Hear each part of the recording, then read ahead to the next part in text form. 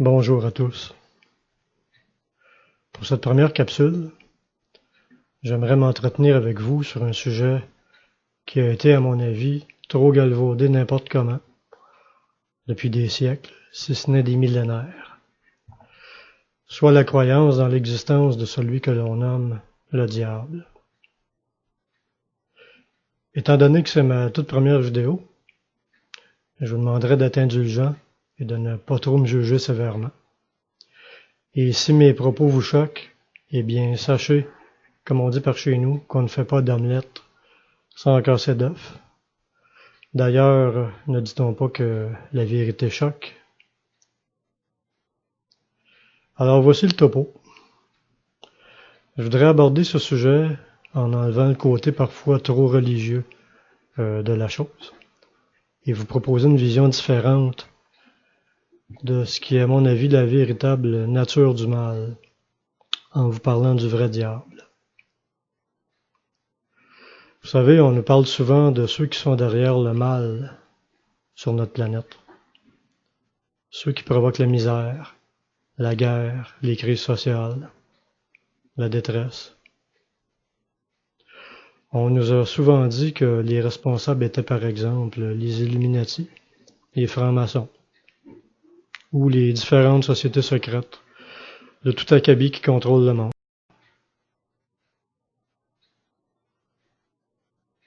C'est vrai jusqu'à un certain point, mais trop souvent, ceux qui nous parlent de ces sujets omettent de dire qui est derrière eux véritablement, car ça c'est la vraie question, ou tout simplement parce qu'ils ne le savent pas.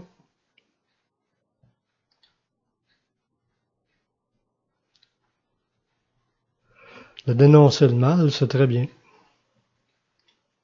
Et moi je félicite d'ailleurs ceux qui font un travail remarquable pour dénoncer les impostures, comme ces temps-ci au sujet de l'arnaque du Covid-19 par exemple.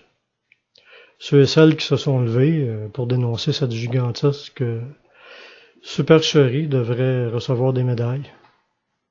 Ces gens sont courageux et je leur lève mon chapeau. Ça prend des gens de ce genre dans notre société pour changer les choses et provoquer des prises de conscience importantes. Ceci étant dit, permettez-moi d'aller plus loin dans le sujet. Et à partir de maintenant, je vous demande une ouverture d'esprit particulière. Et pour être prêt à entendre ce que j'ai à vous dire, vous devez absolument vous débarrasser de toute notion religieuse sur le diable. C'est important. Petite parenthèse avant d'aborder le vif du sujet. Je prétends pas posséder la science ou la vérité infuse. Je cherche pas non plus à convaincre personne. Je suis un chercheur de vérité honnête et un libre penseur. Et je dirais même un penseur libre. Tout ce que je demande, en fait, c'est une ouverture d'esprit de votre part. Donc, le diable, qui est-il? D'où vient-il? Existe-t-il vraiment? Le diable, le vrai diable, n'est pas celui que vous pensez.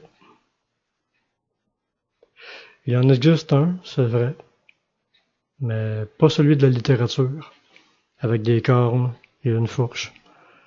Le vrai diable, au risque de vous surprendre, possède un corps semblable au nôtre et vit dans un corps physique depuis des milliers d'années. Et un détail important à se souvenir, il ne faut pas confondre ici le diable avec Satan Lucifer, qui n'a absolument rien à voir avec le vrai diable, le vrai méchant.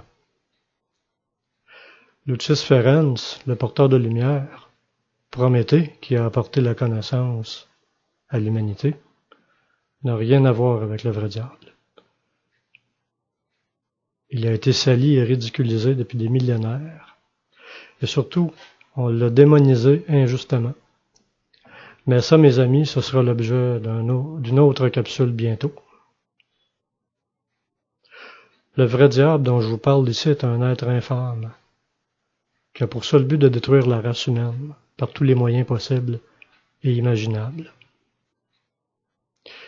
Et il est d'actualité en ce moment de constater que nous allons tout droit dans son monde cauchemardesque de transhumanisme, avec la robotisation des humains et l'humanisation des robots. Ou encore avec la vaccination massive avec des nanoparticules qui vont déstructurer complètement notre ADN. Et les OGM, pour ne citer que ceux-là, sont des moyens de destruction de l'être humain, parmi tant d'autres. Aussi, enlevez-vous de la tête les idées nouvel âge que le mal n'existe pas et qu'il est illusoire. Ça, c'est une arnaque, New Age que j'ai trop souvent entendue et qui tient pas debout. Ou encore que le mal sert à nous faire évoluer. Tout ceci est en fait une belle fraude issue de la littérature dite occulte, dont les tenants et aboutissants étaient de détourner l'attention pour nous éloigner justement de la vérité. Car si le mal n'existe pas, ou est relatif, comme certains diront, dites-moi si ça vous plairait que quelqu'un vous agresse, vous viole ou vous torture, et dites-moi ensuite si vous continueriez à dire que tout ça est relatif et illusoire. Les membres de l'élite qui violent et sacrifient des enfants, par exemple, durant des messes démoniaques, pensez-vous que ces horreurs sont illusoires? L'élite sert en fait de paravent à celui qui dirige vraiment. Ils ne sont que des pions, en fait, des pantins, des marionnettes. D'ailleurs, lorsque vous comprenez ce principe, que les gouvernements ne décident de rien, en fait, vous comprenez alors que ça ne sert à rien d'aller voter. Pourquoi? Parce que vous votez pour des gens qui sont dans la même clique et qui ont porté allégeance au même maître, le vrai diable. En fait, ces gens ne contrôlent rien et ne décident rien. Point final.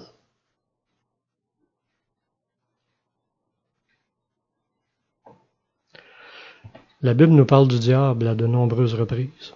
Malheureusement, les textes ont été trafiqués et changés avec le temps. Les Hébreux ont simplement copié des textes anciens, dont les manuscrits sumériens et mésopotamiens, et se sont créés une histoire issue d'autres cultures. Les Hébreux n'ont rien inventé. Et là-dessus, moi non plus, je n'invente rien en disant ça, parce que plusieurs auteurs bien connus, comme entre autres l'illustre Robert Charroux, dans les années 60, ont parlé de ce sujet dans leurs livres. Et il y a beaucoup d'auteurs qui en ont parlé. Donc, notre histoire actuelle est trafiquée, a été transformée. Et on a des preuves de ça. On peut trouver des manuscrits anciens. Par exemple, comme les tablettes sumériennes qui nous parlent de la création de l'humanité. Et on voit par la suite que la Bible, qui est beaucoup moins ancienne que les textes sumériens, nous raconte une histoire semblable, mais transformée. Mais ça, on y reviendra dans une autre capsule. Donc, le diable est un dieu cosmique déchu, qui est entré un jour en conflit avec certains de ses semblables. C'est un être qui a mal tourné, un peu comme un Jedi, en fait, qui sombre du côté obscur de la Force. C'est exactement ce qui lui est arrivé.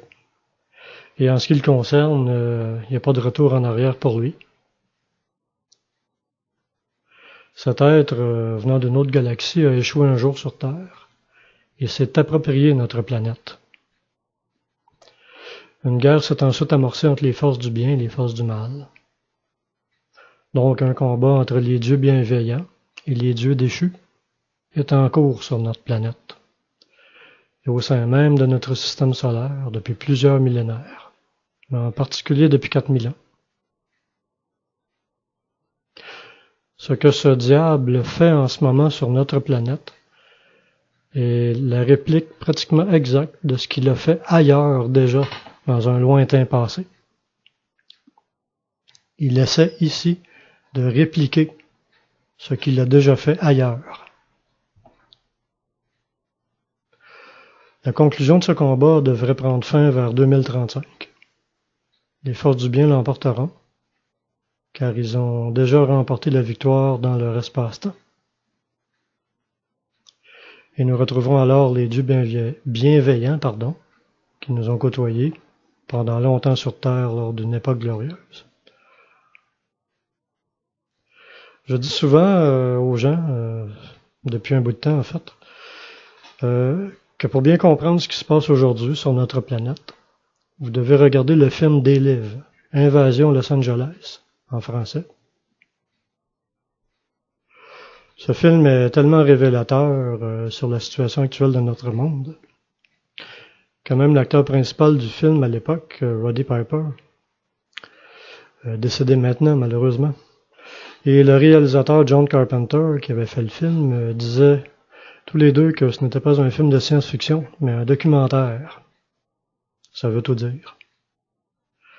En fait, c'est vrai, la réalité dépasse la fiction.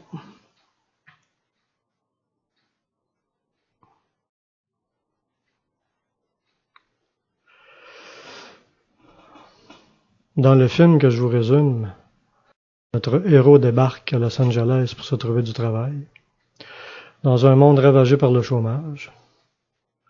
Un jour, en trouvant une boîte qui contient des lunettes de soleil, il réalise que notre monde est contrôlé et habité par des êtres qui viennent pas d'ici. La symbolique des lunettes est intéressante. Elle représente ici le don de voyance, lorsque notre troisième œil est ouvert. Donc, notre héros voit des choses que les autres ne peuvent pas voir, en temps normal. Il réalise aussi que les êtres démoniaques maintiennent les gens dans un état d'hypnose collective par des messages subliminaux, partout en ville, mais qu'on ne peut pas voir sans les fameuses lunettes. À la fin du film, lorsque notre héros réussit à détruire l'antenne qui envoie les messages subliminaux, désolé pour le spoiler ici,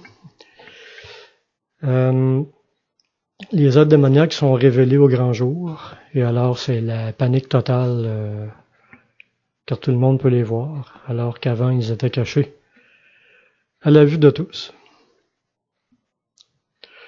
Croyez-le ou non, nous vivrons un jour pas si lointain un événement de ce genre.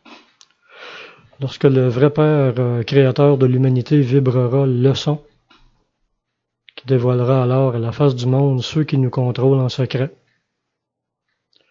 Ce sera alors une fin définitive et un grand jour pour l'humanité. Cependant, les gens paniqueront dans les rues en réalisant avec horreur que nous n'étions pas seuls sur Terre et que ces êtres infâmes marchaient avec nous sans que nous le sachions. Oui, je sais, la vérité choque parfois et paraît incroyable, et le réveil est parfois brutal. Mais ne préférez-vous pas la vérité qui vous rend libre au mensonge qui vous laisse esclave? À bientôt pour une autre capsule.